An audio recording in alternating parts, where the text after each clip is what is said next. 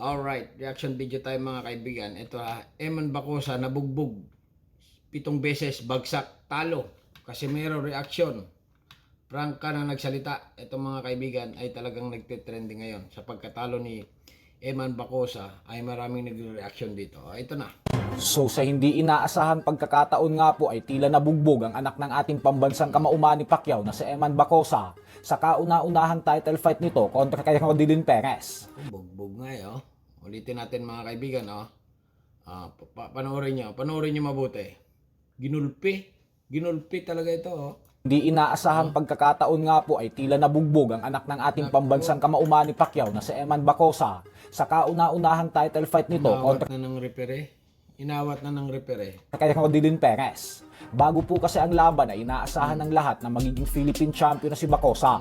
Gawa ng pipitsuging kalaban lang naman daw si Perez. Sayang, Philippine champion na pala sana ito. Bugbog talaga, kahit anong panoorin natin kahit saan kahit saan anggulo, So sa hindi inaasahan pagkakataon nga po ay tila nabugbog ang anak ng ating pambansang kamauman ni Pacquiao na si Eman Bacosa sa kauna-unahang title ay yuko. Bugbog talaga. Fight nito kontra kay Rodilyn Perez. Bago po kasi ang laban ay inaasahan ng lahat na magiging Philippine champion na si Bacosa. Gawa ng pipitsuging kalaban lang naman daw si Perez. Subalit laking gulat nga po ng lahat dahil tila kabaliktaran ang nangyari. Gawa ng bawat round simula round 2 ay pinabagsak mas malaki ang katawan ni Eman Bacosa dito kaysa dito kay nito, niya ng paulit-ulit si Bacosa. Sa sumatotal po ay 7 beses pinabagsak ni Perez si Bacosa sa buong laban. Subalit 3 lang ang binilang ng referee kaya naman napansin ng mga durog tumba fans na tila pinapaboran daw si Bacosa.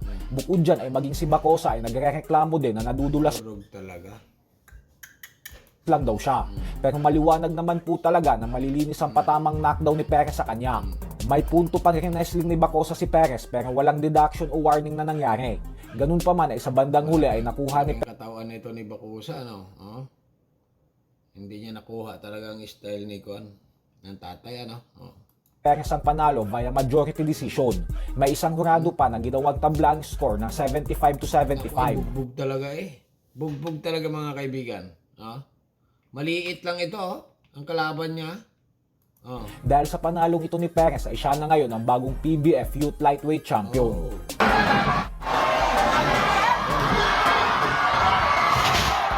Ginulpi. Bakit hindi ka lumaban Kaganon lang siya.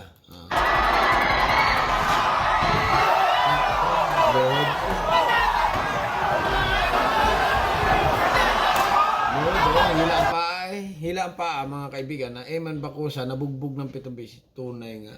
Okay? Ito, bihira lang ako manood ng basketball. Pero dahil siya nga nagtitrending ito, nag-react lang tayo dito. Inulit ko mga kaibigan, reaction video lang ito na ito na nga si Eman Bacosa nabugbog.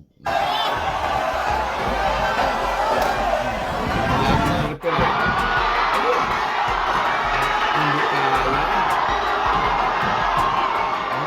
mga kaibigan. Hindi kaya. Iyakap Ayan panoorin natin Load na Iyakapin na niya. Pagka-load niya. Ayan parang maawa ka. Ayan Tama na po. Ayan mga kaibigan, kitang-kita naman natin walang kadaya-daya ito. Ito, inulit ko, reaction video lang ito dito kay Eman Bacosa na nabugbog na. Tunay nga pala. Akala ko fake Akala ko fake talaga ito mahirap naman editin ito. Mahirap naman gawing AI ito. Pero tunay talaga ito. Bugbog sarado Kita niyo mga kaibigan, nakayakap na.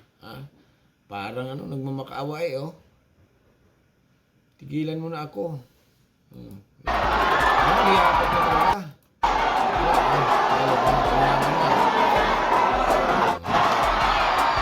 Ay!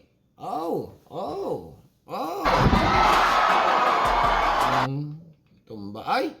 Tumba rin niya, niyakap niya. Ito niyakap niya. O, ayan. Ito is po ng reaksyon ang former 3 Division Champion Angas ng Pinas ayan, nagsalita na rin ito. General Casimero sa mga taong humihingi ng tulong sa kanya na hindi niya nabibigyan ng tulong. Naging prangka po si Cuadro Alas na alam niya naman daw na madami pa siyang pwedeng matulungan. Subalit hindi naman umano niya kayang mabigyan ng lahat kasi mauubusan din daw siya. Lalo pat galing daw sa sarili niyang bulsa ang lahat ng pinangtutulong niya sa mga tao. Kaya naman sinabi ni Casimero na mag-abang lang daw tayo lagi kasi sa tuwing may laban siya ay Yumaman na ito ng todo si ano eh. sa umano tayo na madami siyang matutulungan. Kaya saludo din talaga tayo sa angas ng Pinas. Parang naubos na yung bigas natin.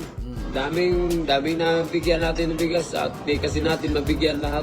Tama, tumulong ka ng tumulong. Yun lang yung nakaya natin maabot sa bigas. Hindi pwede lagi tayong mamimigay kasi maubusan tayo niyan. Pag may budget, pag may laban na naman, gano'n. Abangan nyo lang lagi. Ayan, mga kaibigan, mahilig mag-boxing dyan, ay abangan nyo at manood kayo. Talagang nakakaliw ang boxing ng... Hindi tayo pwede na magbigay-bigay lahat.